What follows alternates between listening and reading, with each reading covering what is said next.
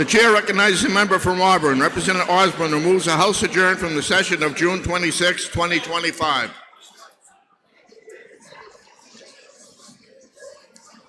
Are you ready for the question? All those in favor say aye. Aye. All those opposed say nay. The ayes have it. We are adjourned. The House will attend to a prayer by guest chaplain member from Exeter, the Honorable Alexis Simpson.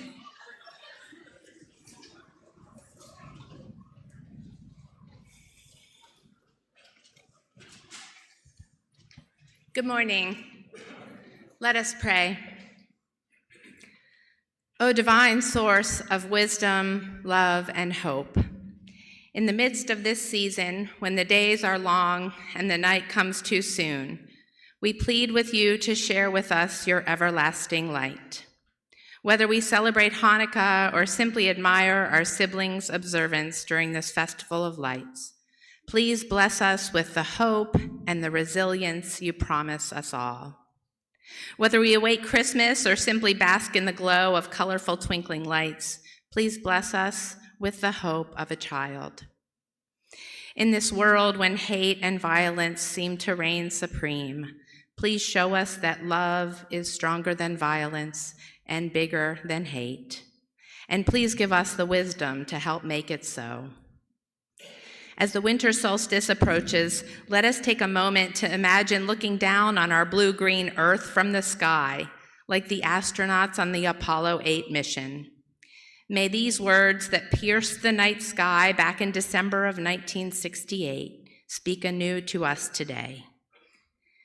Give us, O God, the vision which can see thy love in the world in spite of human failure. Give us the faith to trust thy goodness in spite of our ignorance and weakness. Give us the knowledge that we may continue to pray with understanding hearts. And show us what each one of us can do to set forward the coming day of universal peace. Amen.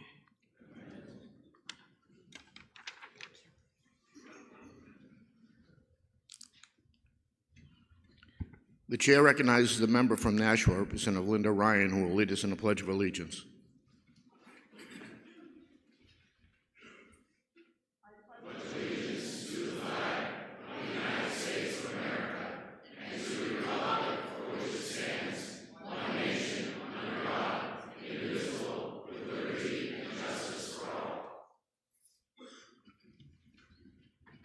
The chair now recognizes the grand statesman of Nashua, who will sing our national anthem.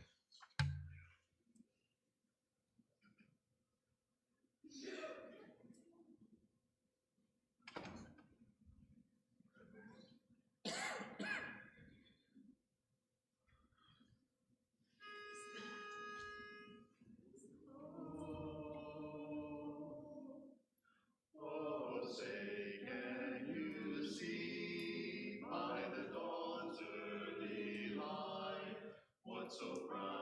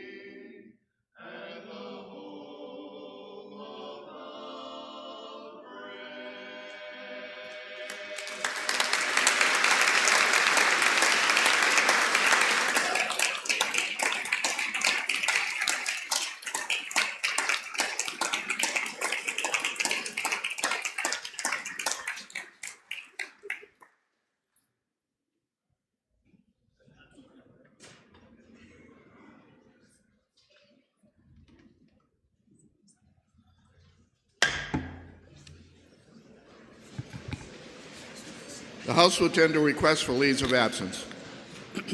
Mr. Speaker, the day, illness, Representatives Bohm, Gibbs, Gregg, Harriet Gathright, Olet, Sofakidis, Van de Castile.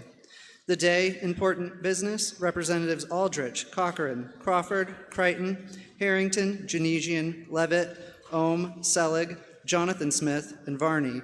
And day, death in the family, Representative Gilman. These leaves of absence shall be granted unless otherwise voted by the House. The House will attend to the introduction of guests. Mr. Speaker, please welcome Andrew King, student at Bishop Brady High School, and Christopher Glinsky, student at Wyndham High School, our pages for the day. Welcome to the New Hampshire House.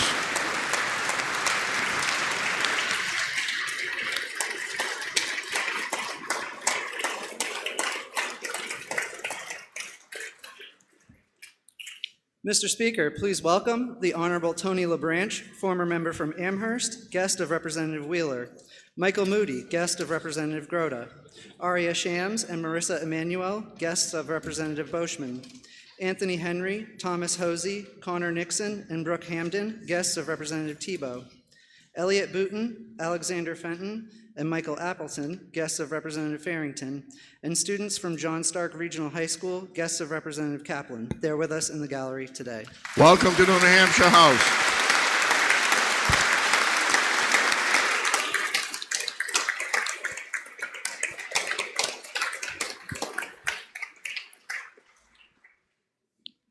The chair recognizes Representative Ken Weiler for memorial marks for the former member from Franklin, the Honorable David Testerman.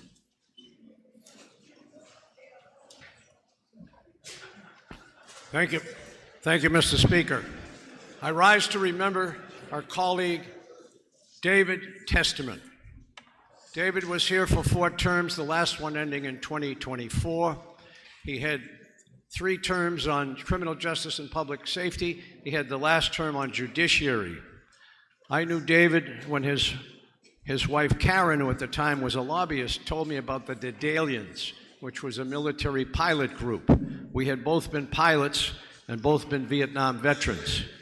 And he earned 2 Distinguished Flying Crosses in Vietnam, which, as I looked at my description of all the medals in Vietnam, the Distinguished Flying Cross, there were only 467, while the little bit higher one, Silver Star, had 2,400. So he had quite a career. He graduated as an aeronautical engineer and went to work for General Dynamics and was involved in the development of several airplanes. And as a pilot myself that flew for 38 years, I always admired the changes that would take place in the modernization in each airplane I went to. They continuously were upgrading all the airplanes, and it was people like Dave Testerman that did that as an aeronautical engineer. And also as an engineer, he was very thorough in reading all the bills that came to him. He was here, he said, to reduce taxes and reduce the burdens of government. And I think he did that very well. He didn't always have support on all the bills he put in. In some ways, he was ahead of his time. But he worked very hard. He also worked in his town. He was on the planning board and some other boards in town that helped him. And he will be sorely missed. He did a great job here. I ask for a moment of silence in memory of David K. Testerman. Thank you.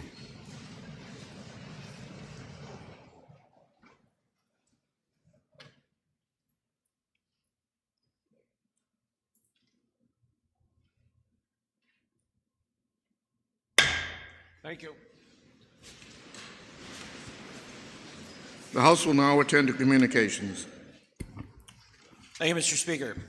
Mr. Speaker, in a letter dated July 21, 2025, Dear Honorable Speaker Packard, it is with both gratitude and a deep sense of responsibility that I submit my resignation as a member of the New Hampshire House effective upon my relocation outside this district. This decision comes as part of my family transition that reflects a long-held personal value I've often shared with those close to me. Family comes first. In the spirit, I will be moving to a new home to support and live alongside my grandson and his soon-to-be wife as they begin their life together, while also preparing for the next chapter of my own. Serving the people of Hillsborough District 24 has been one of the greatest honors of my life. I am proud of the work we have done together to improve the lives of Granite Staters, and I will remain forever grateful for the trust my constituents have placed in me. Though I step away from elected office, my commitment to the principles of public service, fairness, and community will continue in every part of my life. Thank you for your leadership, and thank you to my colleagues for your partnership and friendship throughout this journey. With sincere appreciation, Donald J. Bouchard, Hillsborough 24. In a letter dated September 22nd, 2025, Mr. Speaker, please accept this letter as my formal immediate resignation from the New Hampshire House. I will be moving out of the area I represent and will no longer be able to be a state representative. It has been an honor to serve. Thank you, Matt Lunny, Belknap County 2. In a letter dated September 12th, 2025, Dear Speaker Packard, it is with great deliberation and a heavy heart that I must submit my resignation from the people's seat as a representative of Goffstown and of my native state of New Hampshire. It has been an amazing privilege and honor to serve under your leadership, Speaker Packard, as well as with every one of the members of the House, Senate, and the beyond. Priceless support staff. All of the differences that we as a body have exhibited are minuscule in the face of all that we have accomplished as a collective body for the people at the people's table. Please know that as I tender my resignation in preparation of moving to another state, I hold each and every one of you in my prayers that you continue to fight for unity for the betterment of our citizenry and great state of New Hampshire. Effective October 31, 2025, sincerely, Sheila Seidel. In a letter dated November 12th, 2025, it has been an honor to serve in the New Hampshire House and the great people of this state. I wish to thank all the members of my Education Policy Committee for a successful year. It has been 13 years, and together we have accomplished some great things. After this past year, however, it was clear to me that it was time for me to leave. My wife and I have decided to move to Texas to be closer to our kids and grandkids. A new journey begins for us. May God bless all of you and this great state, Glenn Cordelli. In a letter dated August 13th, 2025, Honorable Paul Smith, Clerk of the House. Dear Paul, please be advised that the following representative-elect was sworn into office by the Governor and Executive Council on this day. Stratford County District 12, Billy Butler of Somersworth. Sincerely, David Scanlon. Welcome to our new member. Can everybody welcome one of our new members, Representative Butler, to the chamber?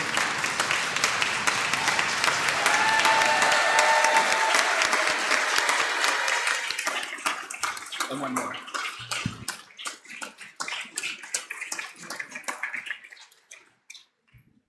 And Mr. Speaker, on a letter dated December 3rd, 2025, to the Honorable Paul Smith. Dear Paul, please be advised that the following representative-elect was sworn into office by the Governor and Executive Council on this day for Coos County District 5, Mark D. Tremblay of Berlin. Sincerely, David Scanlon, Secretary of State. Welcome our new member from Berlin, Representative Tremblay.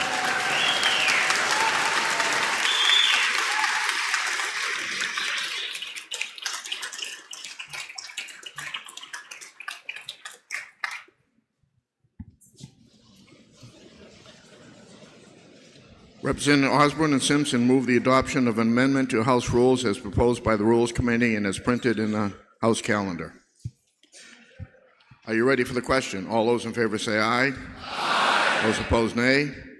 The ayes have it, and the amendment is adopted by the necessary two-thirds vote. Representative Osborne and Simpson move the adoption of an enrolled bill amendment to House Bill 77FN as found in the House calendar.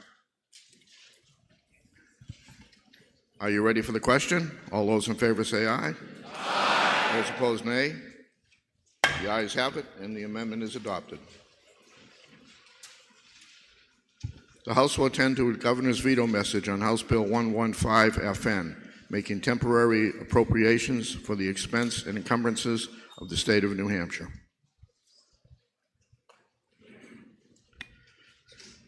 The question before the House is, notwithstanding the governor's veto, shall House Bill 115 become law? The state constitution requires a roll call. A two-thirds vote is required to override a veto. If you're in favor of the bill becoming law, you will press the green button. If you're opposed, you will press the red button to sustain the governor's veto. You will press the red button.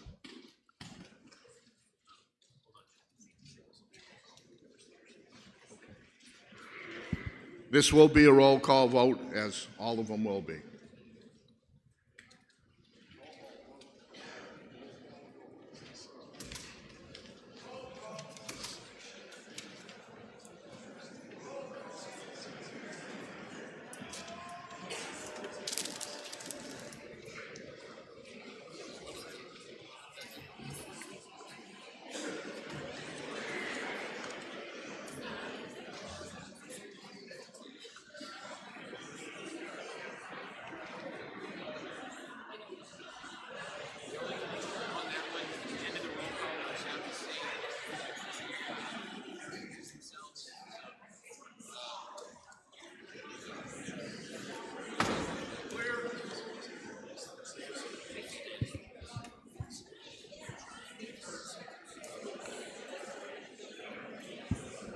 House will be in order.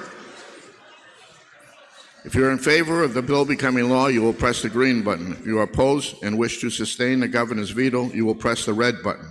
Voting stations are open for 30 seconds.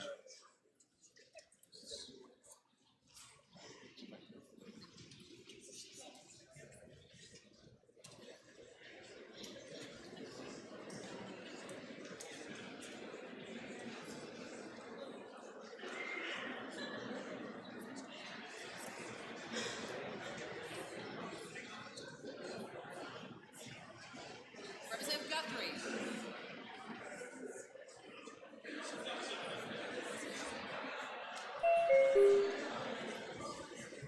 House will be in order. Have all men- Representative Guthrie.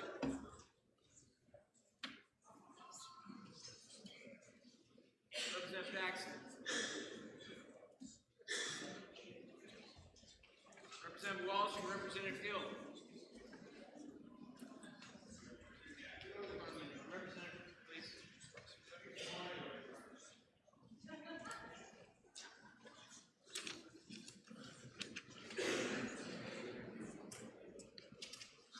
Representative Murphy.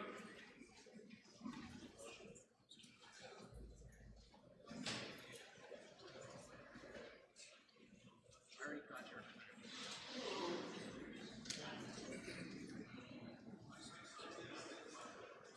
Oh, all right. That turns it on. Have all members present had an opportunity to vote? House will tend to stay to the vote.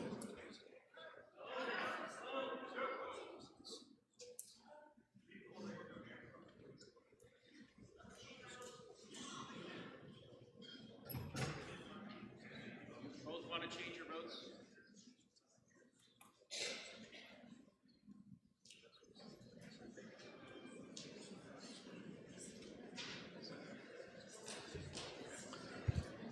Have all members present had an opportunity to vote?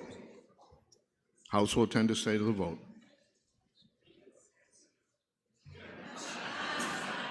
With one voting nay and 347 voting nay, the governor's veto is sustained.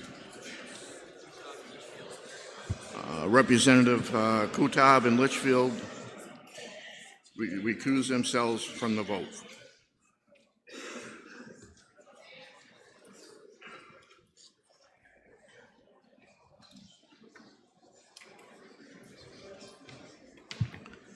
The House will attend to the governor's veto message on House Bill 148, permitting classification of individuals based on biological sex under certain circumstances. Chair recognizes Representative Wade.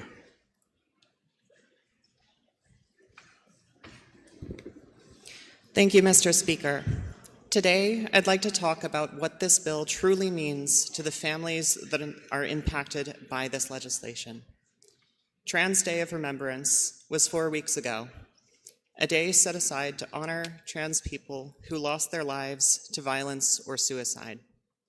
It sickens me that there are enough names each year that we need a day for that at all. That night, I attended a vigil at St. Paul's Church here in Concord, across the street from the State House. There were other vigils across the state that night, but in Concord, the room was so full we had to bring out extra chairs. In the back of the room was a wall covered in photos of the people we'd lost this year, children as young as 15 and elders in their 80s. After a few speeches, we came to the hardest part of the ceremony for me. Everyone took a sheet of paper from the wall and lined up to read names and stories. The line kept growing. We didn't have enough people. Some people had to take 2 sheets, others had to take 3. I took a sheet of paper too. Raven Syed, an 18-year-old transgender man from New Jersey who died after being harassed by students and staff at his school. After I read Raven's story, I stayed and listened to every name. Every one of them was someone's family. So many of them were described as kind, generous, and deeply loved. I kept hoping that the list would end soon, but it just kept going. I thought I was going to throw up. Last year, reading through the list of names took half an hour. This year, we went over an hour overtime. I left the vent that night feeling the weight of everyone we'd lost, but also an anger at how preventable their deaths could be in a kinder world. Trans people are being weaponized as political scapegoats. We're being blamed for things far outside of our control. It's classic fear-mongering, just like other minority groups before us.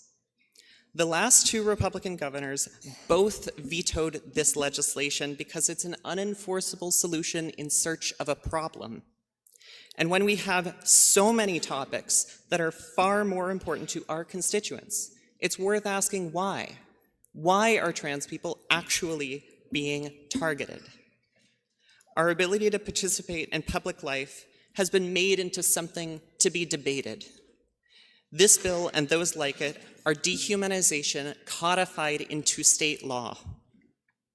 When policing bathroom access or middle school soccer takes precedent over lowering the cost of living, this is the human cost. The people we remember on Trans Day of Remembrance needed more than therapy or medication. They deserved to live in a world where they aren't treated horribly for learning that the feeling they'd carried all their lives had a name. That it's normal to explore parts of yourself that you'd always hidden out of fear. It's okay to truly become the person you'd always dreamed of and to be happy. That shouldn't be treated as anything wrong, but it is, because of laws like this. Mr. Speaker, I want the record to reflect who pays the price when we debate people instead of policy. I will now read the names of transgender people we lost this past year. Jillian Gilpatrick, 36, Northborough, Massachusetts. Raven Syed, 18, Lawrenceville, New Jersey. Relasia Wright, 25, Minneapolis, Minnesota. Roy Mora, 15, Fort Bragg, California. Aziza Barnes, 31, Oxford, Mississippi. Cam Thompson, 18, Tuscaloosa, Alabama. Mika Shabazz, 46, Columbus, Ohio. River Trevino, 32, Portland, Oregon. Johnny Adamo, 29, Seattle, Washington. Parker Savarese, 15, Setauket, New York. Elisa Shoup, 61, Las Vegas, Nevada.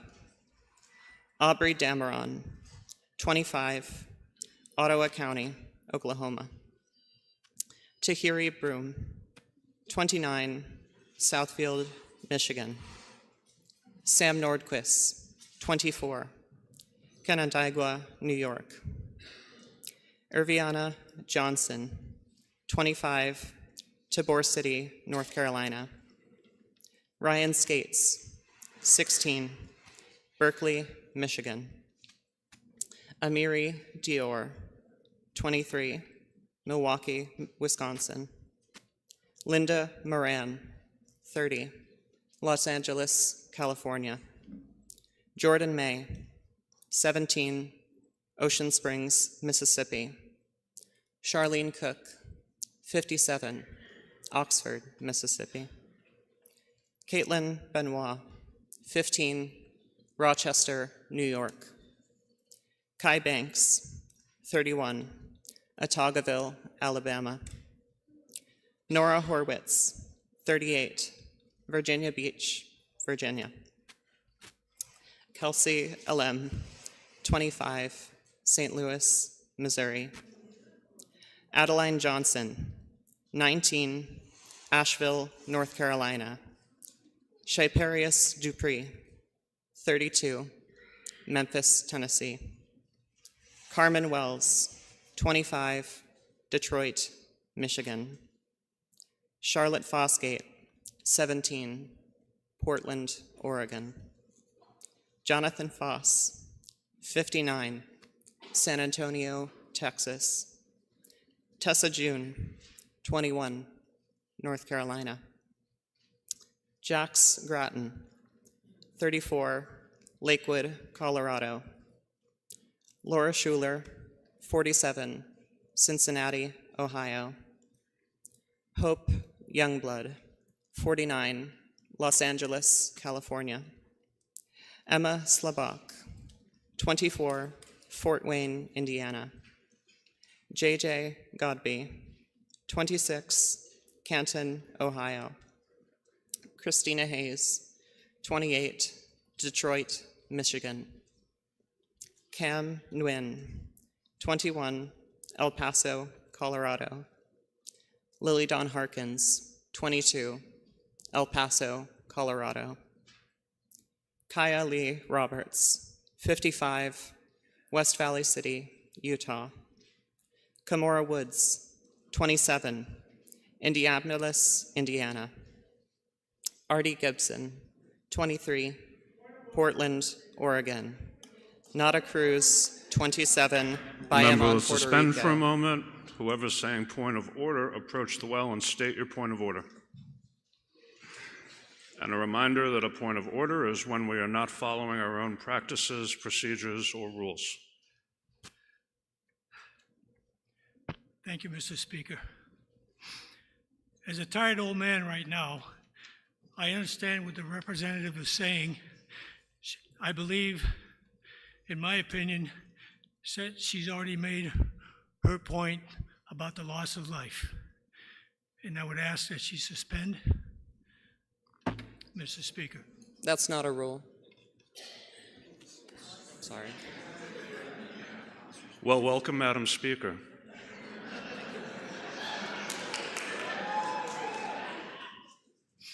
Sorry, Representative, it's not a point of order.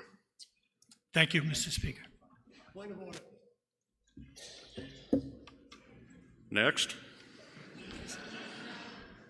Mr. Speaker, is it appropriate and germane to this vote, to this motion, for the Speaker to be reading off a list of names?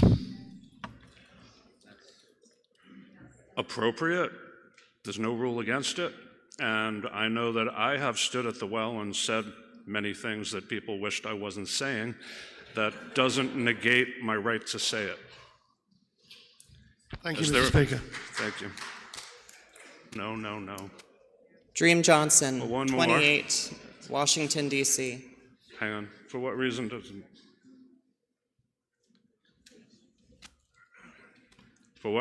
the member rise? Mr. Speaker, I lodge an objection to the member's continued speaking, and I wish to bring it to a vote.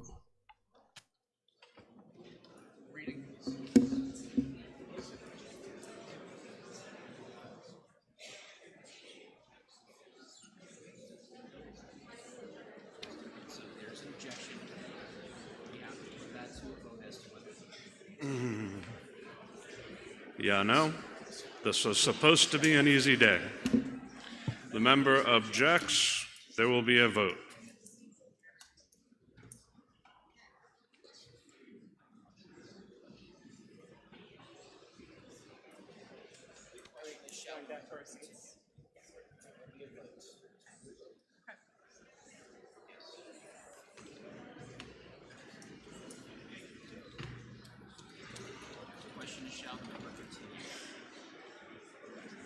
The question is, shall the member continue?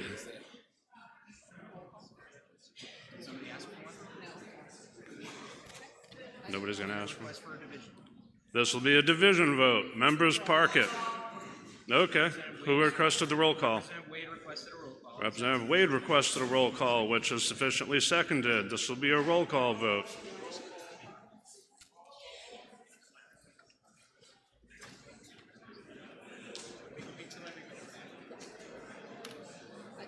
It's not on the roll call, it's an inquiry of the chair. I would still wait. That's fine. I just didn't want to surprise you with something that you thought was something different.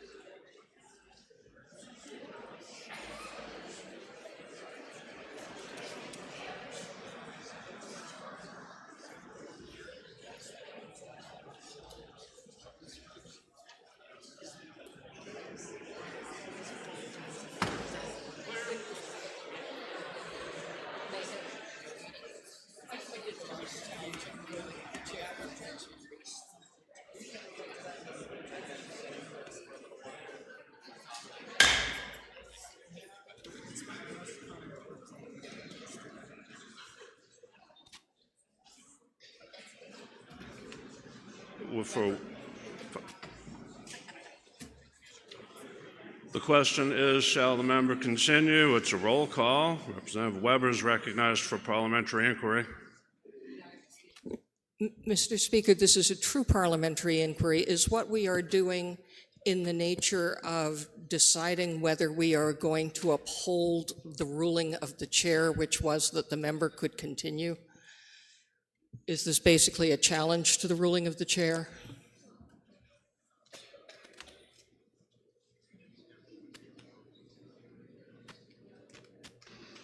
It's just the member raising an objection to the member continuing to speak. That's all it is.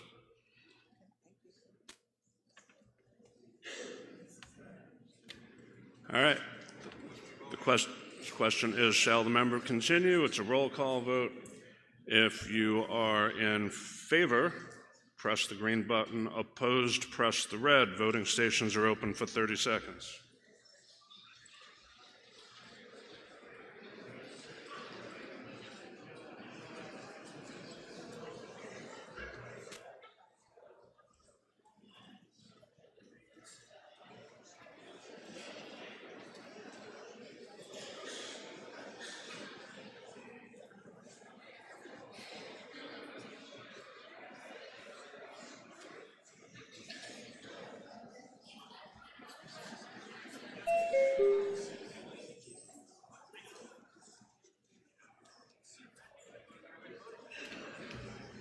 Miracle of miracles, everybody voted.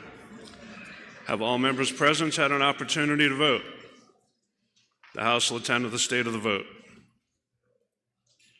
228 in the affirmative, 124 in the negative. The member shall continue. Blair Sawyer, Louisville, Kentucky. Rosa Machuca, 24, Austin, Texas.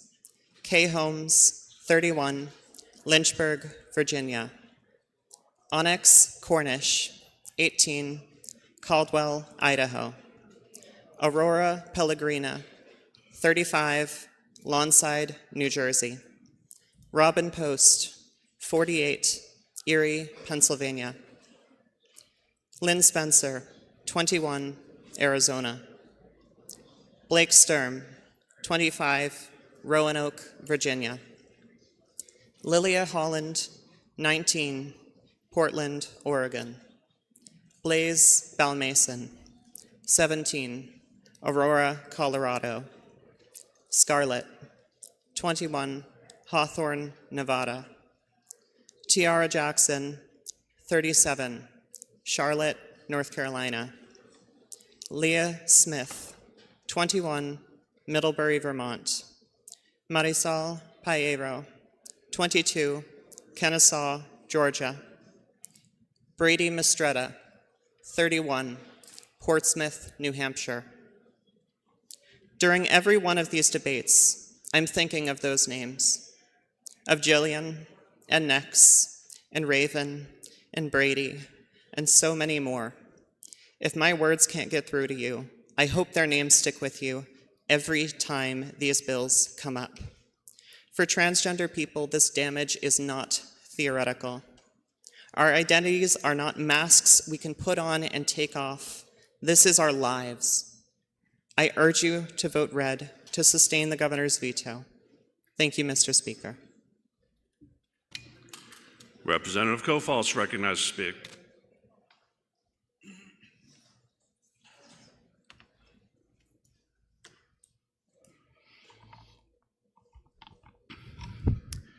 Thank you, Mr. Speaker. Mr. Speaker, I have stood at this well multiple times in the past.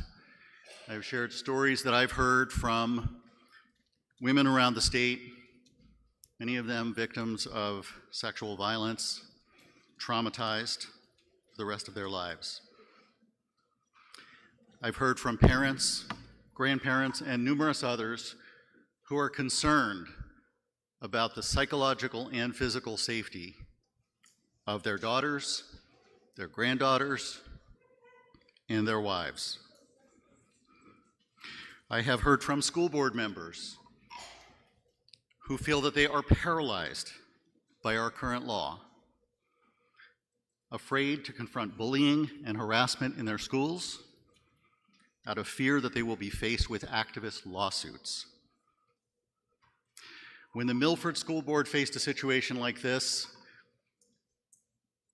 puzzled over what to do and how to handle the situation, they made the head-scratching decision to cover the urinals in the boys' restrooms, rendering all of the bathrooms in the school stalls only.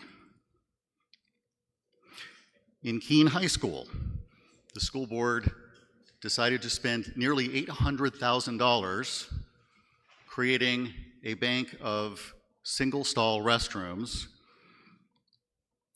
for several reasons, including concerns that issues with transgender use of the bathrooms would create conflict in the schools. Our current law is one-sided. Our current law does nothing to accommodate the physical and psychological safety of women and girls.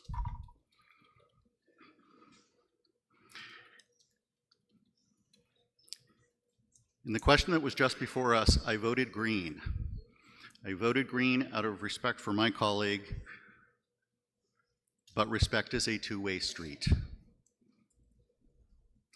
I believe that young girls visiting the State House have a right to use a bathroom and not be confronted by a biological male. I believe that athletes in interscholastic sports have a right to use the locker room that corresponds with their biological sex without being ogled, without being harassed, without feeling psychologically uncomfortable, and being potentially physically at risk. HB 148 allows for flexibility. It allows for common sense solutions decided and implemented at the local level. It allows school boards to develop practical, real-world solutions that balance the rights of everyone in their community. House Bill 148 does not mandate anything. It doesn't mandate that any school, business, or government entity must maintain bathrooms based on biological sex. It merely says you are allowed to do so without fear that you will be faced with activist lawsuits. House Bill 148 is a common sense bill. I urge my colleagues to press the green button and override the governor's veto of this bill. Thank you, Mr. Speaker. The question before the House is, notwithstanding the governor's veto, shall House Bill 148 become law? And the state constitution requires a roll call. This will be a roll call vote. Members, take your seats.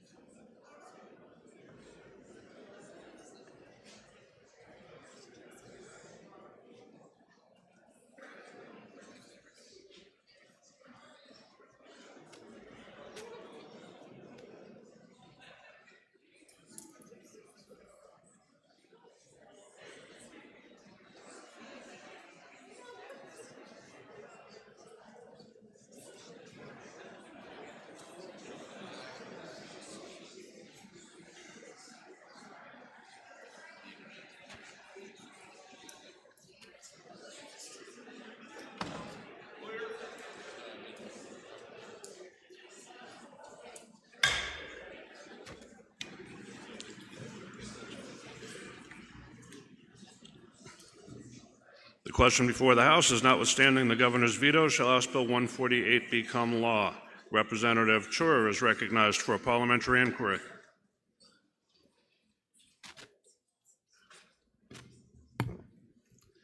Thank you, Mr. Speaker.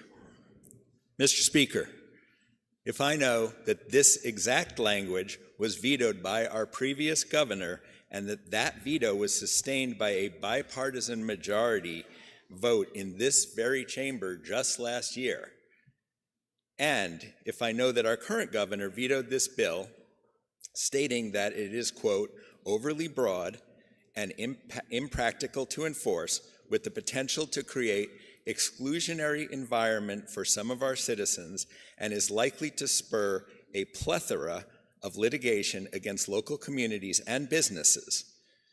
And if I further know that this bill attempts to weaken the very gender identity protections added to the state's anti-discrimination statutes in 2018 by an entirely Republican-controlled House, Senate, and governorship.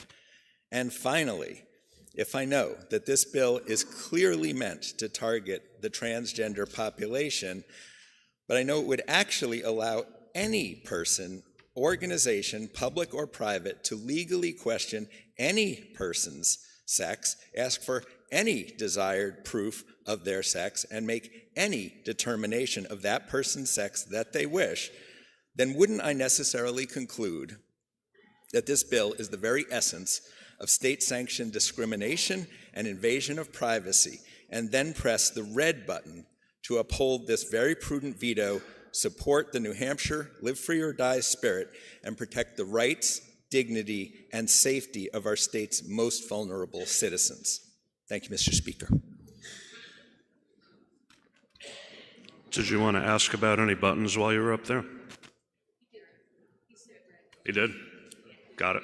All right. Representative DeVito is recognized for parliamentary inquiry. Thank you, Mr. Speaker. If I know that this is a real issue here in New Hampshire, that communities, schools, and organizations across our state are already facing situations where privacy and safety policies are being questioned, if I know that House Bill 148 is a simple and reasonable bill with no mandates, that it merely allows organizations and entities to establish clear, common sense policy, and if I know, Mr. Speaker, that the protection of women's privacy has overwhelmingly has support across our state from both Democrats and Republicans, then, Mr. Speaker, would I not press the green button to override this veto? Thank you.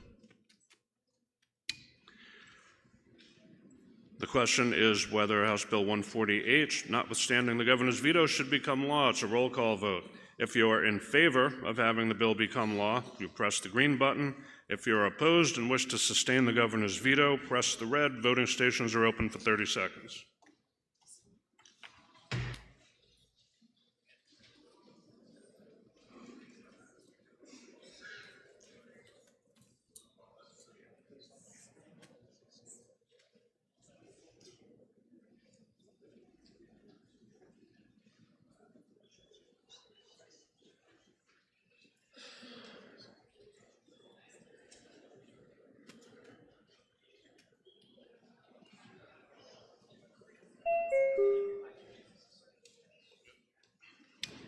Have all members present had an opportunity to vote? The House will attend to the state of the vote. Failing to meet the 2/3 margin, the motion fails.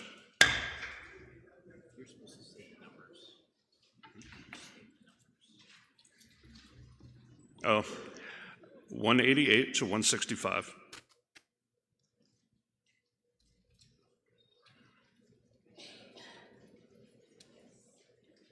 For what reason does a member rise? To make a motion, Mr. Speaker. State your motion. I move that the debate on HB 148 be printed in the permanent journal. Without objection, so ordered.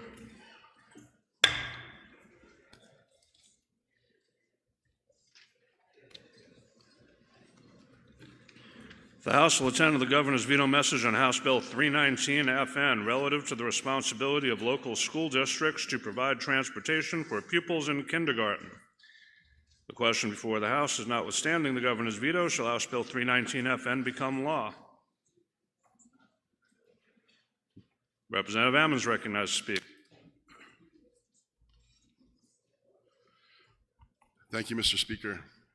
Good morning. House Bill 319, I wanted to explain the origins of this bill, and we understand the governor has a prerogative to veto any bill she likes. We're told that we respect local control, and we're told that we should respect unfunded, or eliminate unfunded mandates, right? So those two concepts, local control and unfunded mandates. This bill came from my sitting down with the chair of our local school board during the filing period, and the idea was, what unfunded mandates could we eliminate? And it was the chair's idea, the chair of our local school board. I know he cares about the community, and I know he has a good sense of the finances of the school district. So the idea surfaced that we still have half-day kindergarten in New Boston, and one of the few districts that still does. There's maybe only half a dozen in the state. But this mandate requires that we run buses in the middle of the day with very few students in them, and it costs our district $80,000 a year. And this bill, all it would do would eliminate that mandate for towns that still have half-day kindergarten, where the busing in the middle of the day doesn't make sense. And so that's the origin of the bill. I just wanted to get that out there, that it was a good faith attempt to represent my district and to put in a bill that would make sense for our district. And I also want to acknowledge the historic nature of this veto, because it's the governor's very first veto, and I get the great honor of having that distinction of putting in a bill to get vetoed. So I ask that you support overriding the governor's veto. Thank you. The question is, notwithstanding the governor's veto, shall House Bill 319 FN become law? This is a roll call vote. Members, take your seats.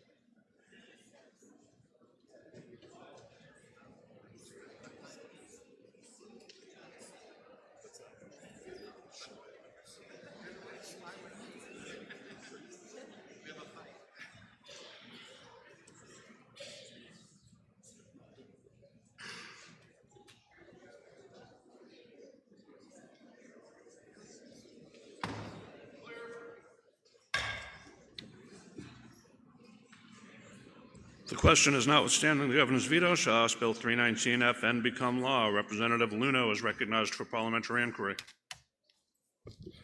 Thank you very much, Mr. Speaker.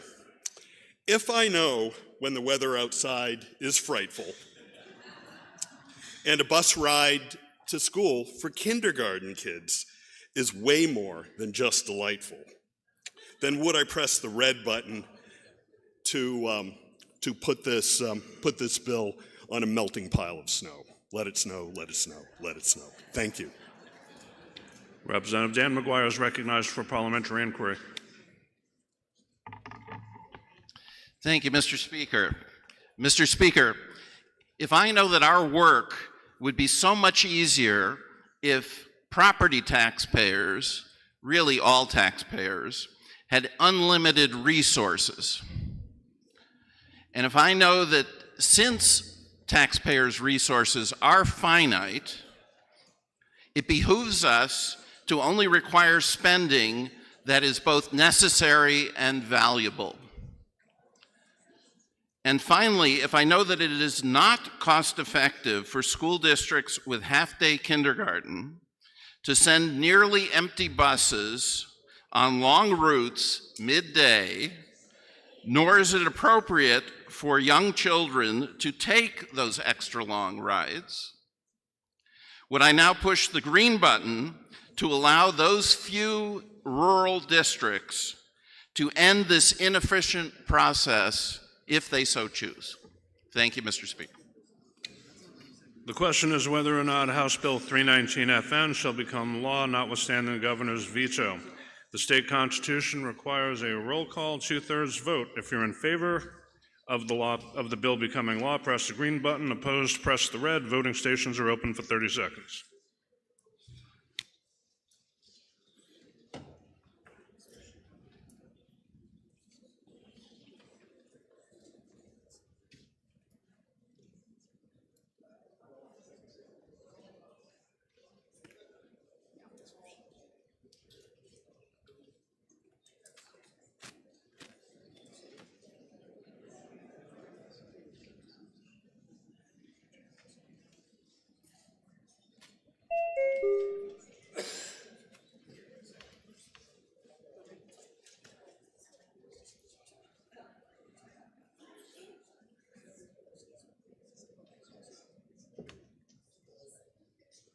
Representative Weiler?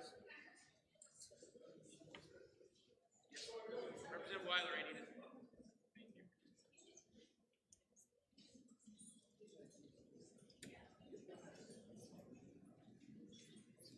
Have all members present had an opportunity to vote? The House will attend to the state of the vote. 182 in the affirmative, 173 in the negative. The motion fails to meet the 2/3.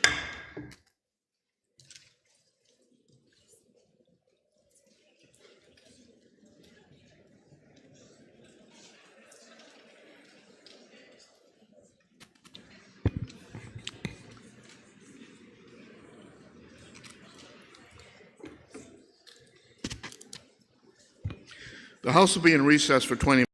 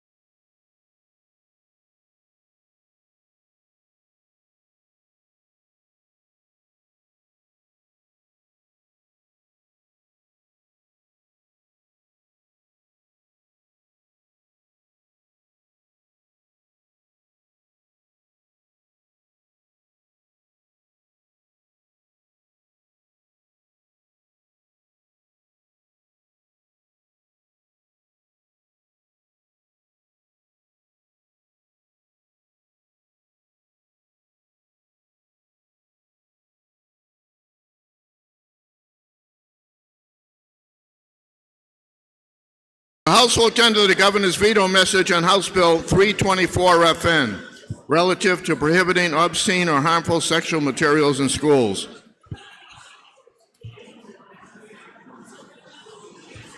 The question before the House is, notwithstanding the governor's veto, shall the House Bill 324 FN become law? The state constitution requires a roll call. A two-thirds vote is required to override a veto.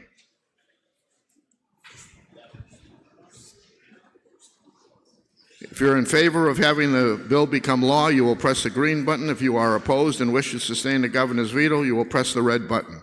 Voting stations are open for 30 seconds.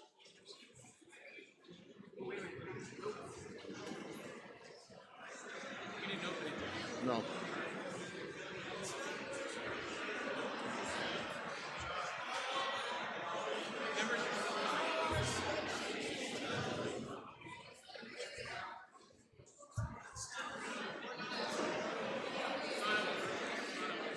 Not everybody was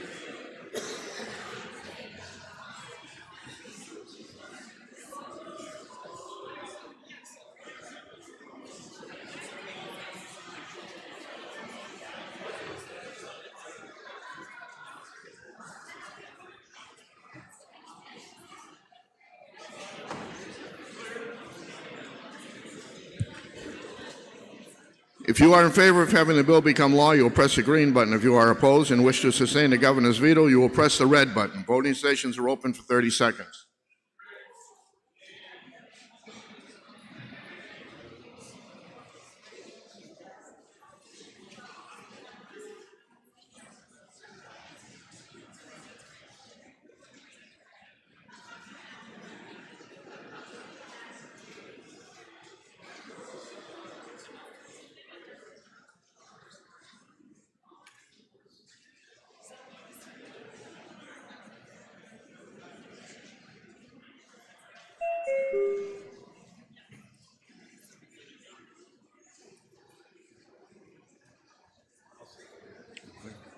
If all members present had an opportunity to vote, House will tend to say the vote.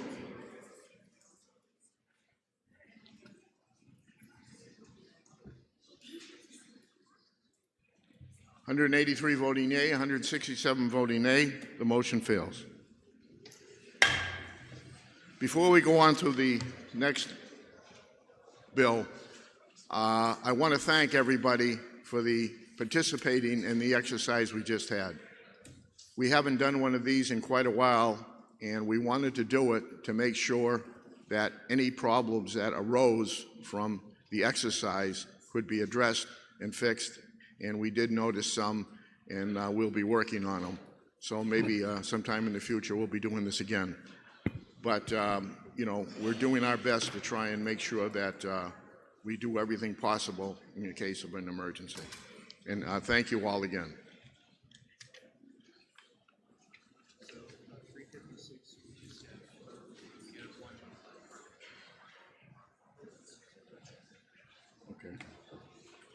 The House will attend to the governor's veto message on House Bill 356, enabling school districts to adopt partisan school district elections. Question before the House is, notwithstanding the governor's veto, shall House Bill 356 become law? The state constitution requires a roll call. A two-thirds vote is required to override a veto. The chair recognizes Representative Lane for a parliamentary inquiry.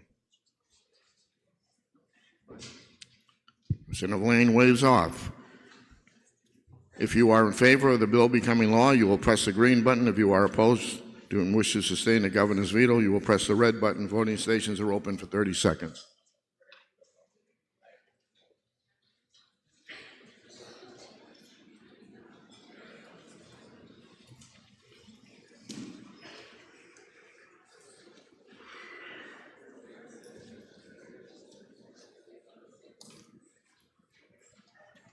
Representative Voss, sorry. Yes or no?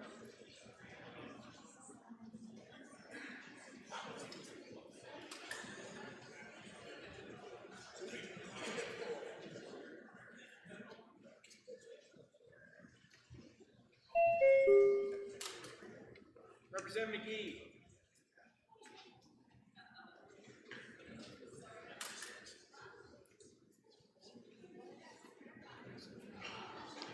If all members present had an opportunity to vote, House will attend to stay to the vote. 177 voting yea, 174 voting nay, the motion fails.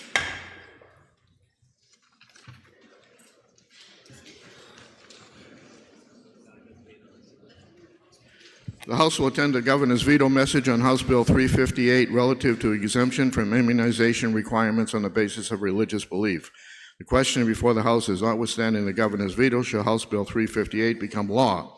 State Constitution requires a roll call. A two-thirds vote is required to override a veto.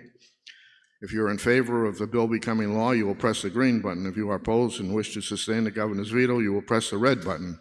Voting stations are open for 30 seconds.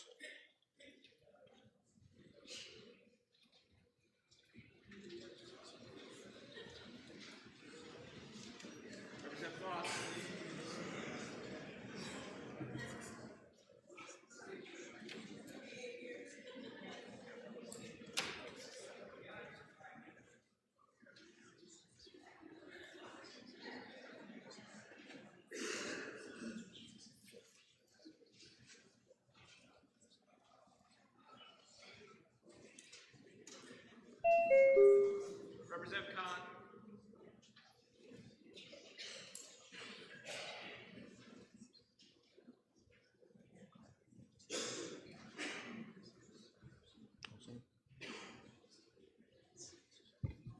While members present have an opportunity to vote, House will attend to stay to the vote.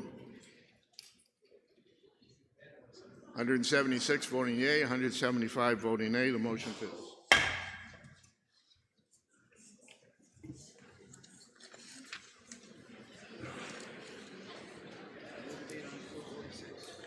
The House will attend to the Governor's veto message on House Bill 446 relative to parental notice for non-academic surveys in public schools.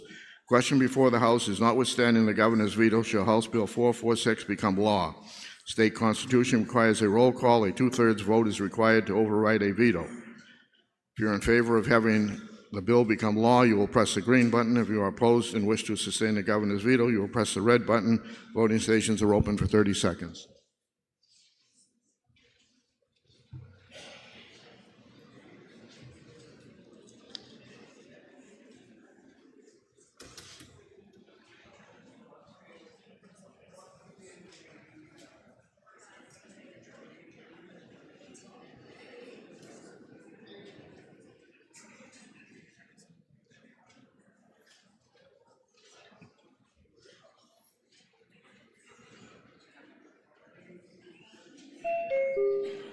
Representative Burrows.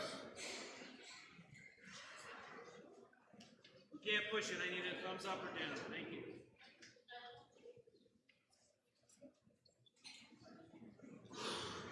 While members present have an opportunity to vote, House will attend to stay to the vote.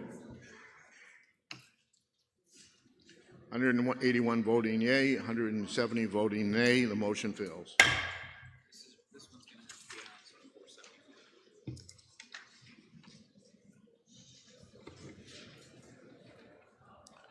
The House will attend to the Governor's veto message on House Bill 475L relative to the reductions from the default budget for official ballot town meetings. The question before the House is, notwithstanding the Governor's veto, shall House Bill 475L become law? The state constitution requires a roll call. A two-thirds vote is required to override a veto. Chair recognizes Representative Magliori for a parliamentary inquiry. Thank you, Mr. Speaker.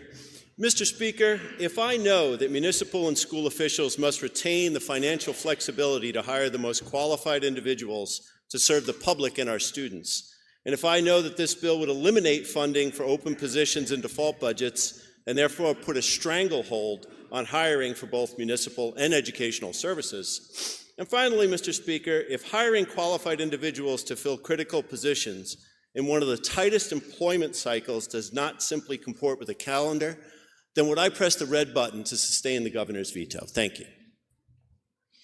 Chair recognizes Representative Power for parliamentary inquiry.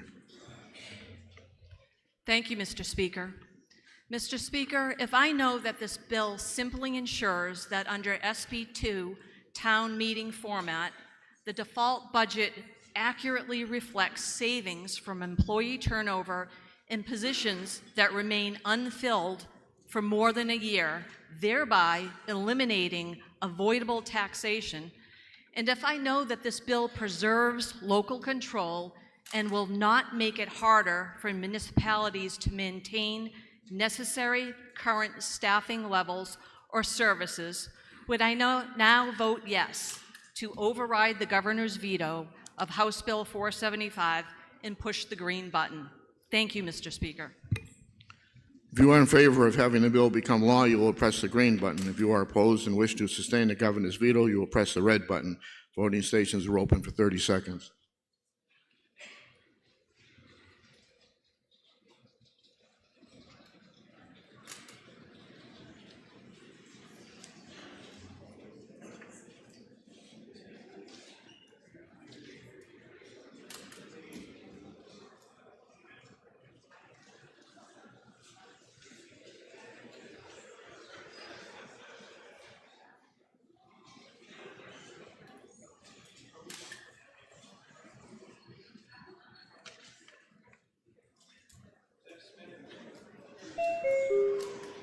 Representative Smith.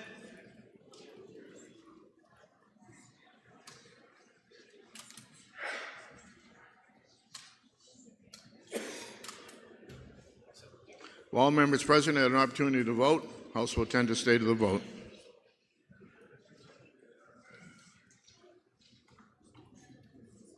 (178) voting yea, 175 voting nay. The motion fails.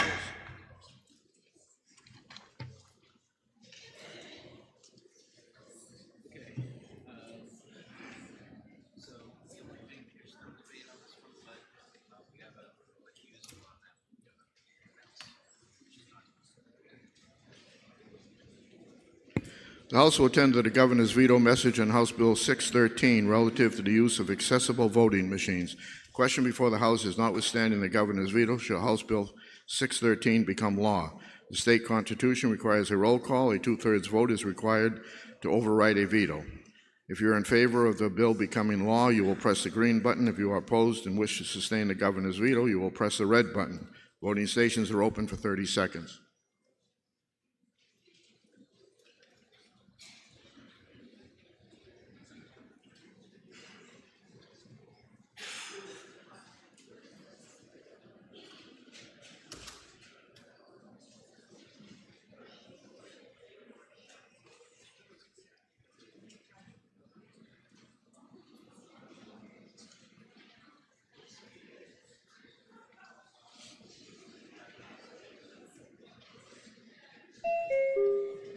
Representative Freeman.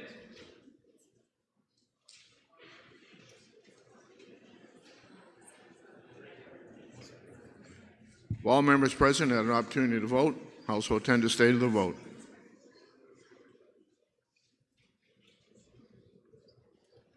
(150) voting yea, 201 voting nay. The motion fails.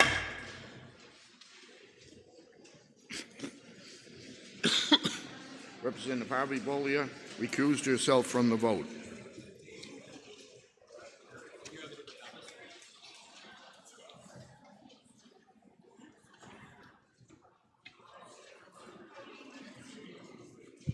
The House will attend to the governor's veto message on House Bill 667 FN relative to health, education, and requiring the viewing of certain videos demonstrating gestational development. The question before the House is notwithstanding the governor's veto, shall House Bill 667 FN become law? Chair recognizes Representative Hall.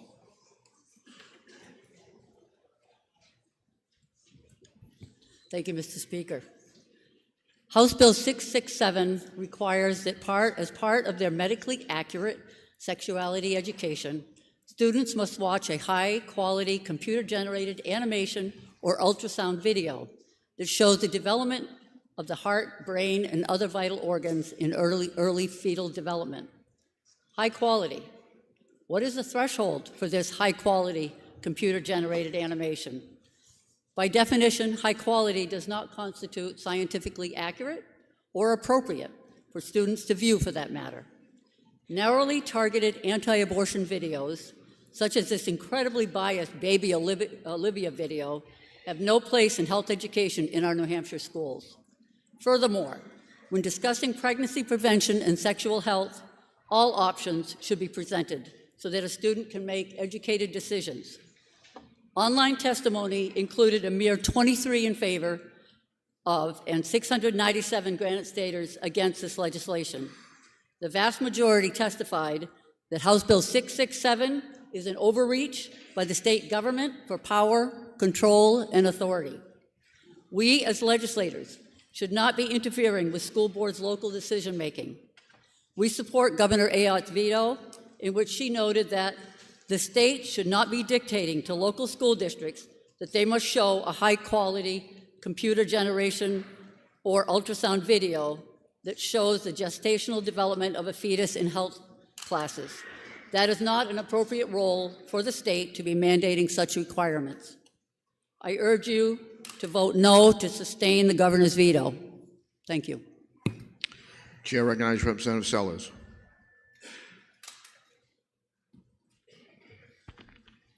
Thank you, Mr. Speaker.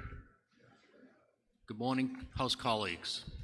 Today, I rise in support of the veto overrider 667. Here's why.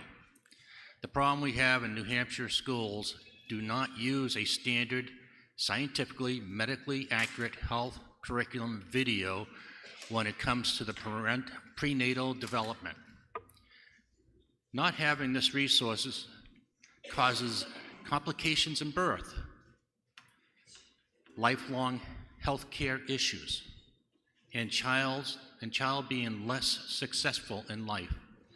Also, not having this resource causes unnecessary confusion and stress on teens not knowing the facts when a situation calls on them in the future. The solution is the 667, HB 667. It provides a tool to the health and wellness class. It's a tool. The short video, about 6 minutes or less, will educate the students on the development of the baby.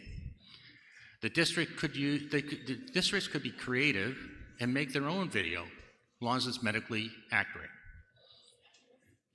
Or they can choose to use a video from a TED Talk or the Endowment for Human Development, ehd.org. If anybody doesn't know what that is, they can look it up. Think about this, though, as far as being creative. The schools could be creative, and their audio-visual class, club, or department could actually create this video if they wanted to. What a project that would be. Here's the impact I believe the bill would actually have. If the districts decide to use a TED Talk or ehd.org video, then there is no cost. Zero. It's just 6 minutes of time of the education of the kids knowing the development. Now, according to ehd.org, prevention begins with education. And viewing prenatal development for some will lower the use of harmful substances such as alcohol, tobacco, drugs before, during, and after pregnancy. Another trusted source, New Futures, stated in 2023, New Hampshire had 805 babies born weighing less than 5.5 pounds. This is from New Futures. They also stated low birth weights can have long-term medical and/or future financial impacts. Think about it. Wouldn't it be awesome to be able to help a few of these future kids from having these issues? And look how it would benefit them and the society in a lifetime. I recently witnessed a young mother and a newborn baby going through many days of withdrawal because she took harmful substances. This was just an awful experience to witness and terribly painful seeing the baby screaming and squirming. Not for a few hours, not for a day, for several days. This is a huge for the people to learn, the kids to learn. If she had seen this video, she may have made a better decision, and she might not have taken those drugs, and the baby would not have been harmed and had to go through that. How many of the 12,000 babies born in New Hampshire had to go through this? Think about it. How many of the 12,000 babies had to go through this? Well, according to the Cleveland Clinic, they state 2 to 7 per thousand go through this. That means we have 24 to 84 babies a year that goes through this. And it's us here. We have a chance to stop this for a 6-minute video or less. Conclusion, we all want all kids to be healthy and succeed. We do. We all want that. We all want to support women by empowering them with knowledge and enhance their reproductive decisions. And that's what this video would do as well. Having all schools using the resources is paramount in making this happen. Think about it, it's paramount. Without the video, this won't happen. We must continue to protect and educate the students by giving them the information they need for today's struggles. Knowledge is power. Let's give them the power for today's struggles. Thank you, and press that green button when it comes time.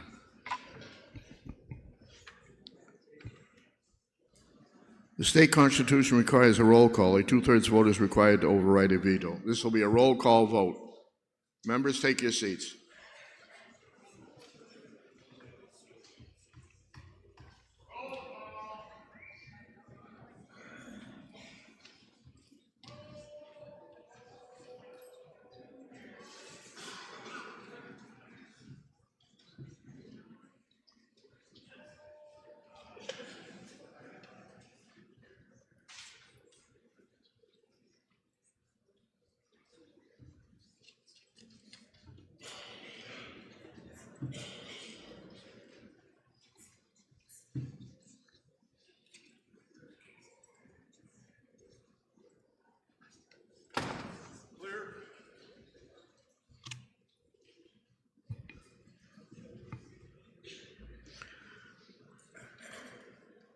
Chair recognizes Representative Hall for a parliamentary inquiry.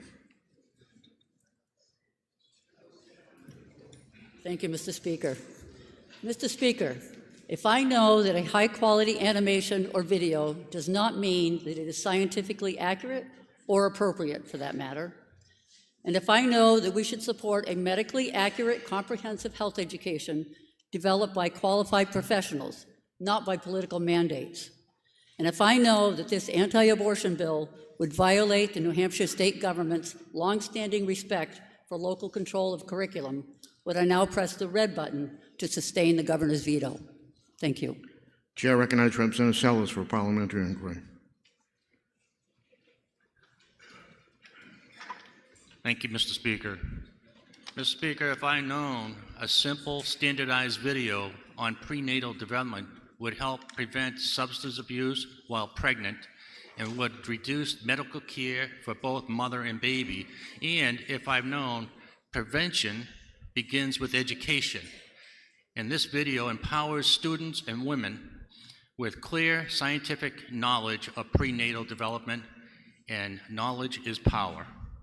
And if I also known that the New Hampshire, we have anywhere from 24 to 84 babies that go through this withdrawal, screaming and squirming for days, and I have the power to change this statistic, then, Mr. Speaker, let's give the babies a chance, give the students and the women a head start and the knowledge they need, and press the green button to override the veto.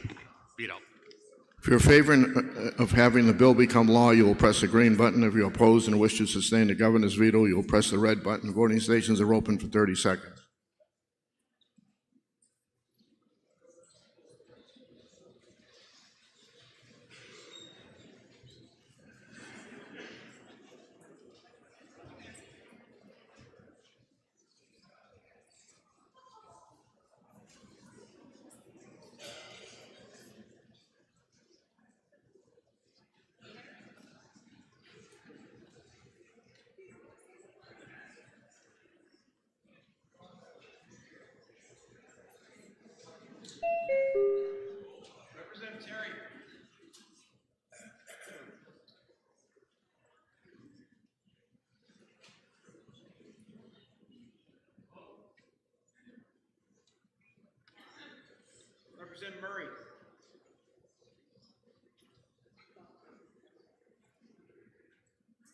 need a thumbs up or a thumbs down. Thank you.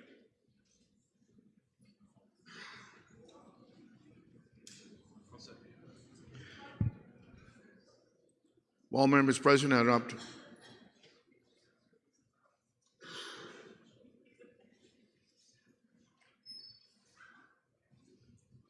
All members present had an opportunity to vote. Also attend the state of the vote. 159 voting yea, 190 voting nay. Motion fails. Mr. Speaker. For what reason does the member rise? For a motion, Mr. Speaker. State your motion. I move that we print the debate on the prior article in the permanent journal. Without objection.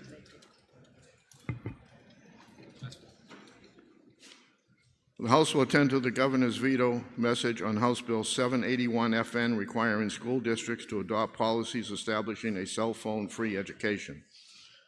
The question before the House is notwithstanding the governor's veto, shall House Bill 781 FN become law? The state constitution requires a roll call. A two-thirds vote is required to override a veto. If you're in favor of the bill becoming law, you will press the green button. If you are opposed and wish to sustain the governor's veto, you will press the red button. Voting stations are open for 30 seconds.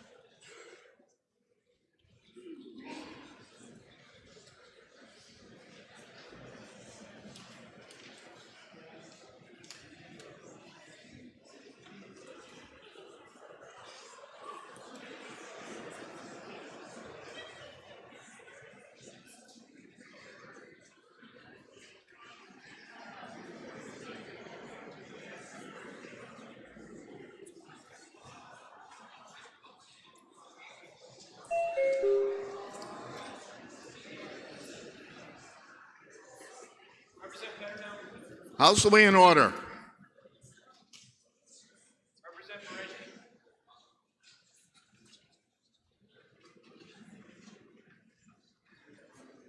Representative Love.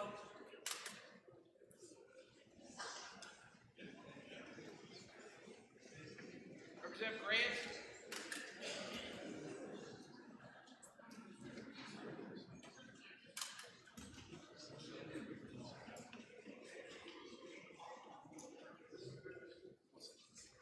All members present had an opportunity to vote. House will attend to state of the vote.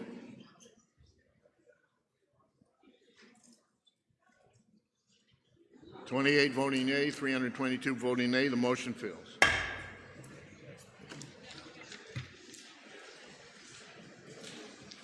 The chair recognizes a member from Auburn, Representative Osborne, for a motion to adjourn from the early session. The question is on the motion to adjourn from. Thank you, Mr. Speaker, and happy holidays. Adjourned from the early session. Resolved that the House now adjourn from the early session, that the business of the late session be in order at the present time. And that's all. The question is on the motion to adjourn from the early session. Are ready for the question? All those in favor say aye. Aye. Those opposed, nay. The ayes have it, and the motion is adopted. The House will attend to messages for announcements. Chair recognizes the clerk. Thank you, Mr. Speaker. Quick announcement. Please empty your mailboxes in the anteroom. You will find a lot of mail as well as black books in there. So please take them home and do of the contents which you wish. Bill assignments are nearly completed. All bill assignments will be up by the end of the week. So please be attentive to scheduling as it is made in the first week of January. Chairs are encouraged to begin working with their committee assistants to schedule for the month of January.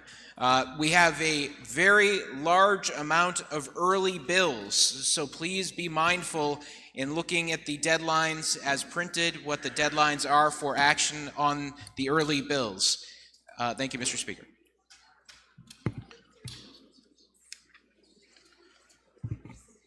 The chair will now do unanimous consents, and the chair recognizes Representative Nagle.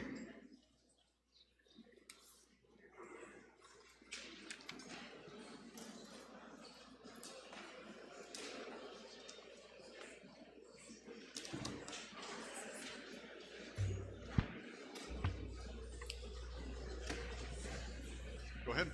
Thank you, Mr. Speaker, and I really appreciate the opportunity to do this. Can you hear me all right? No? No? Better? Better? Better? Better? Anyways, the title of my consent is called Unseen Tears. I really apologize a little bit. I meant to do this in May. Unfortunately, that didn't happen. However, the issue will always be relevant, and to be honest, that's unfortunate. On behalf of my wife, Mary, and my native friends from the United States, including Alaska and Hawaii, as well as my Canadian native friends, I would like to take this opportunity to publicly thank Governor Kathy Hochul of New York State for her courage in doing something very unusual, something no governor of New York has ever done, no governor in the United States has ever done. She took the effort to travel all the way from Albany, New York, to the Seneca Reservation near my hometown of Orchard Park, New York, to issue a long overdue apology to the indigenous peoples of New York State and the rest of the United States and Canada for the government-endorsed atrocities inflicted upon their children at Indian residential schools created solely for the purpose of forced assimilation as a means of solving what in the 1800s was known as the Indian problem. In her remarks, she referred to the schools as torture chambers and state-sponsored ethnic cleansing. These schools were created by federal policy, motivated by the spoken belief that it was better to kill the Indian and save the man. These schools, believe it or not, existed from the mid-1800s to the last one closed in 1990 in the US. The last one in Canada closed in 2000. In making these remarks, Governor Hochul joined Pope Francis, who in 2022 issued a similar apology on behalf of the Catholic Church for its complicity, and Prime Minister Stephen Harper of Canada, who in 2007 did the same thing on behalf of Canada. Canada, to its credit, launched an investigation into this matter, and it was called the Truth and Reconciliation Commission of Canada, which completed its work in 2015 and concluded, I'm going to read this, the residential schools were a systematic, government-sponsored attempt to destroy Aboriginal cultures and languages and to assimilate Aboriginal people so they no longer existed as distinct people. The report labeled the system as genocide. In 2022, Pope Francis referred to the practice as genocide, and in 2022, the Canadian House of Commons unanimously voted to recognize the residential school system as genocidal, and this happened in our lifetime. To date, unfortunately, the United States has been silent. I will say that these are words. Words have no value unless they lead to meaningful action. Governor Hochul and I share something in common. She grew up in Hamburg, New York. I grew up in Orchard Park, New York. I know for a fact we both saw the same sign on the New York State Thruway that said, as you were entering the Seneca Reservation, it said, you are now leaving the United States and entering the sovereign state of the Seneca Reservation, sovereign nation, I'm sorry. The sign was very plain. I could have made it on a sheet of plywood. It had, black and white letters, some red in there. The defiance and the anger was obvious. But I didn't know what it meant. And I grew up just a little ways from there, and I had absolutely no clue what this meant. I also worked for the Indian Health Service in Alaska, and I worked with natives for a long time, and I still had no clue what this meant. And then my wife and I started sponsoring this thing called the Native American Community Services of Western New York about 7 years ago. We met them through my work with the United Way and with, believe it or not, the Buffalo Bills. I know that's a sore topic here right now, but anyways, but we met them through that. And we were invited to a screening of a movie called Unseen Tears. And it was hard, it was emotional, it was an 8-hour seminar, and it was hard for a number of reasons. The purpose of the movie was not just to document the horrors of these schools, it was also done to basically acknowledge the sins of the past, but try to create a better future. And my friend Michael Martin, who I'm honored to know was involved in the creation of this movie, said it was important that we make a better future and that words are important. So we sat through this movie and then 8 hours of discussion afterwards. And the reason it was hard was because as a person of my skin color, my wife and I were the only ones that looked like us there. And we were totally oblivious. I had absolutely no idea these schools had ever existed. And we were kind of representing people of our skin color, and I wasn't sure how we were going to be treated. And they were very thankful that we were there, but still, what we learned was that there were over 400 of these schools throughout the US and Canada. These children were forcibly taken from their homes on the reservations and placed in these schools. One of the gentlemen who was interviewed in the movie said, if it was me,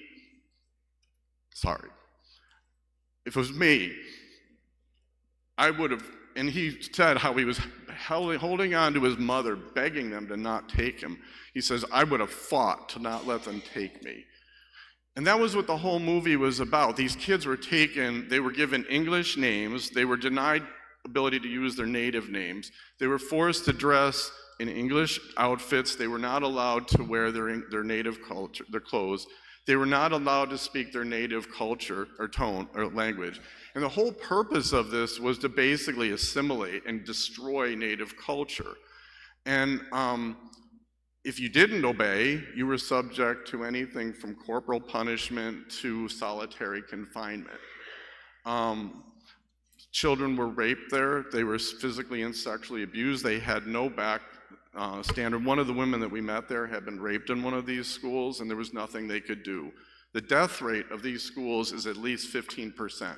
We don't know because the United States has never investigated this, whereas Canada has. In Canada, they've found sites of mass graves, unmarked graves. I mean, children have the right to have a marker where where they've died. Anyways, it's going to take generations to recover from this atrocity. One thing that's important for you to know is that these schools were in clear violation of Article 2, Sections B, C, and E, and Article 3, Sections A through E of the 1948 Convention on the Prevention and Punishment of the Crime of Genocide, in which the United States and Canada were active participants and among the 119 signees. Canada has acknowledged its complicity and taken steps to atone. The United States to date has not. So what does that have to do with New Hampshire, and why am I even bringing this up? New Hampshire actually never had a native school. Should we be proud of that? The reason why is actually fairly simple. Between the years 1620 to 1700, colonials accomplished what 13,000 years of history could not do. They functionally created an extinction of the Abenaki culture. By the time 1700 rolled around, there was barely a vestige left. This was created by perpetration of wars, failure to follow treaties. You know about scalp bounties, I hope. If you don't, I'm happy to explain what that means.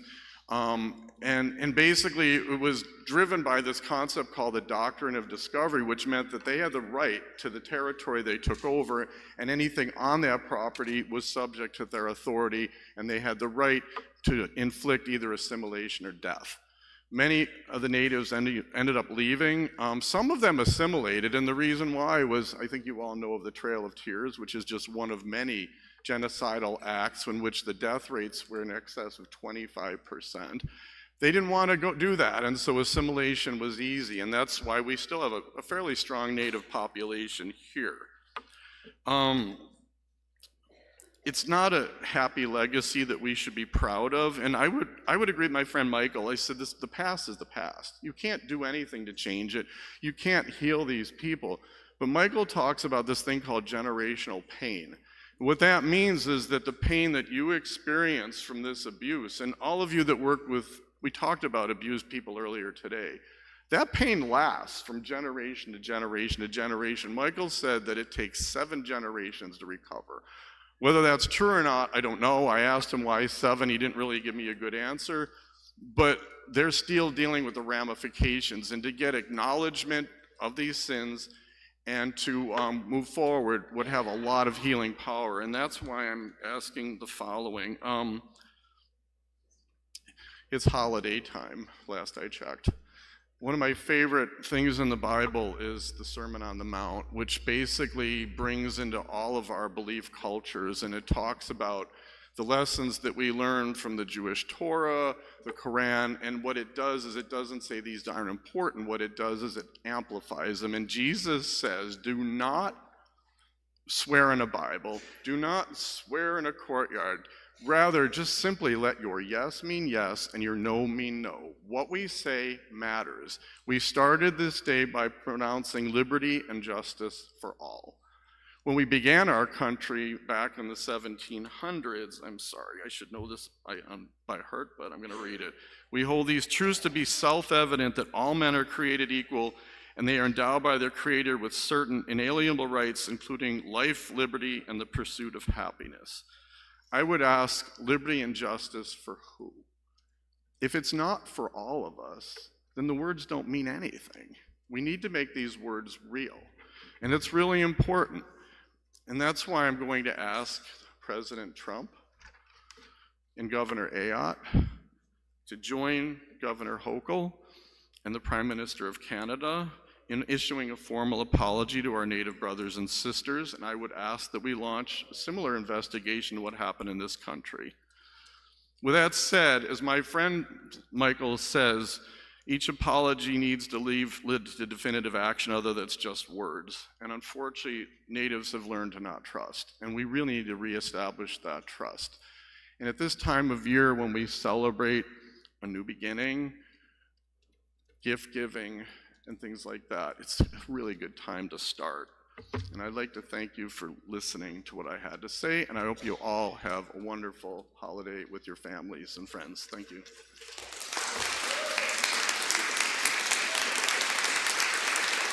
I'm sorry. Is it going to be you or Tracy?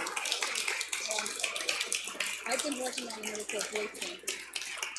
For what reason does a member rise? I would like to move to put the remarks of the previous speaker in the permanent journal. Without objection. Chair recognizes Representative Aaron.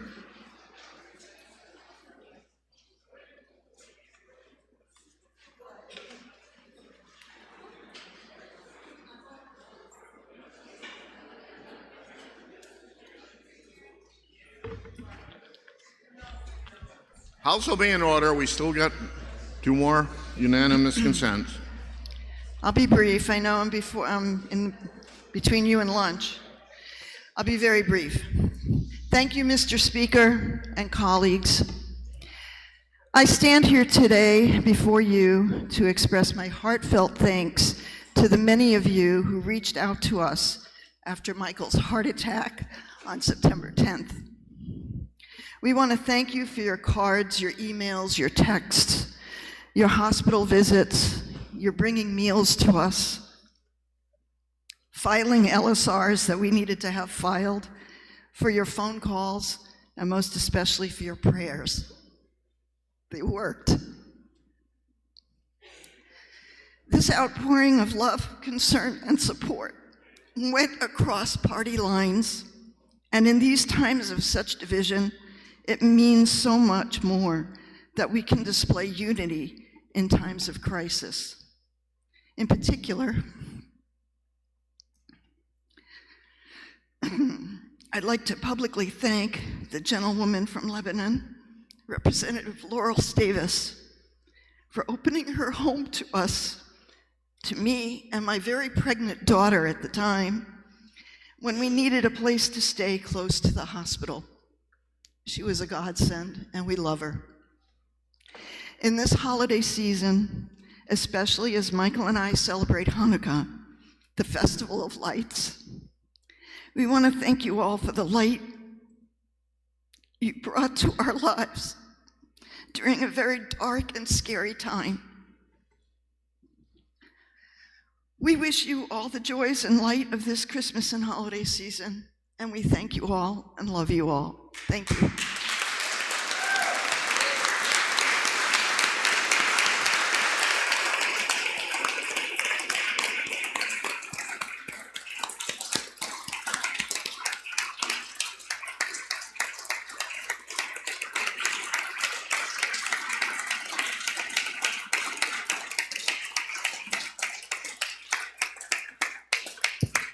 Chair recognizes Nick Germana. May I make a motion first? Yes. I move that the member's remarks be printed in the Permanent Journal. Without objection. Thank you, Mr. Speaker. It was a perfect opportunity to go after my distinguished friend and chair. Over the past few months, I've been thinking a lot about my 15-year-old son and the legacy that I want to leave him through my public service. First and foremost, I want him to know that every time I walked into this amazing building, I did so with a purpose, to build something, to build relationships, to help build communities. I look around this chamber, and every day I see examples of the kind of legislator I hope to be and the kind of person I strive to be. We've just seen a perfect example of that.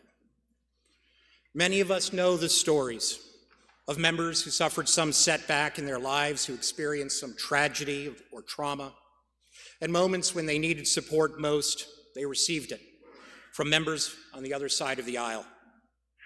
Someone from one side reached out to someone on the other side, like we've just heard, and said, "I've been there, I understand, I'm here for you." I would say that these moments are extraordinary, and in a way they are, but in another sense they're not. They happen all the time. Looking around the chamber, I can see other specific examples of this kindness. I won't tell those stories because they're not mine to tell. But I know you know, Mr. Speaker, I recently had the pleasure of listening to a podcast that you were on, discussing your many years of service in this chamber and the great friendships that you've established over the years with members on the other side of the aisle. Here's my point. We are not enemies. We are not at war with each other. Not in this chamber, not in this state, and not in this country.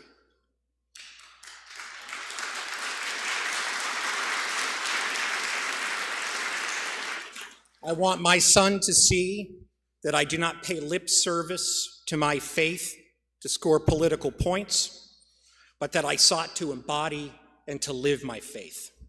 I want him to understand that violence begets violence, hate begets hate, that the law of the talon, an eye for an eye, leaves the whole world blind, and that the peacemakers truly are the blessed of God.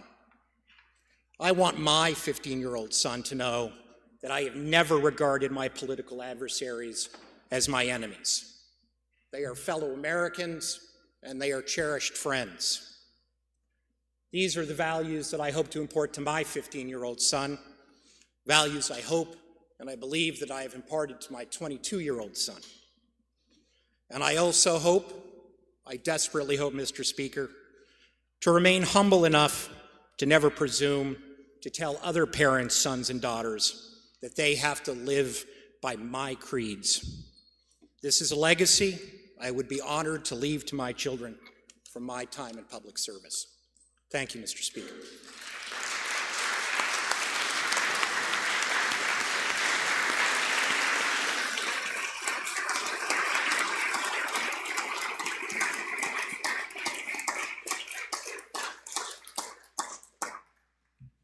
For what reason does the member rise? Mr. Speaker, I request that the remarks of the previous speaker be put in the journal. Without objection. Representative Osmond moves that the House stand in recess for the purpose of receiving messages, after which business is concluded, and the House shall stand adjourned from the 2025 session. Are you ready for the question? All those in favor say aye. Aye. Those opposed, nay. The ayes have it, and the House is adjourned from the 25 session.